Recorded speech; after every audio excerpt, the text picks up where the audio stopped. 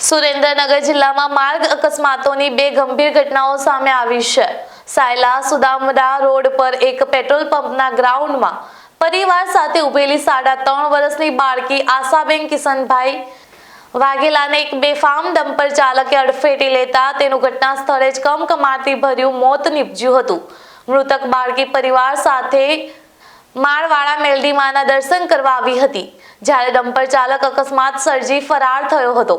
સાયલા પોલીસે મૃતદેહને પોસ્ટમોર્ટમ માટે ખસેડી ફરાર ડ્રાઈવર સામે કાર્યવાહી હાથ ધરી છે, જેને પગલે લોકોમાં આક્રોશ જોવા મળ્યો છે।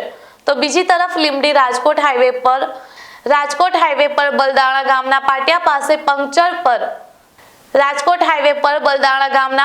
પાસે પંક્ચર ચેક કરવા રોડ ઉપર ઉભેલા એક આઈસરને પાછળથી પૂરપાટ ઝડપે આવતા ટ્રકે ટક્કર મારતા આઈસર એક મકાનની દિવાલ સાથે અથડાયું હતું। અમદાવાદથી રાજકોટ બેન્ડ વગાડવા જઈ રહેલા આ આઈસરમાં સવાર 25 વ્યક્તિઓમાંથી 5 વ્યક્તિઓને ઈજા પહોંચતા તેમને સારવાર અર્થે હોસ્પિટલ ખસેડવામાં આવ્યા હતા। આ ટ્રક ચાલક પણ અકસ્માત સર્જી ત્યાંથી ફરાર થઈ ગયો હતો। પોલીસે સ્થળ પર પહોંચી ટ્રાફિક જામ હળવો કરી કાયદેસરની કાર્યવાહી શરૂ કરી છે।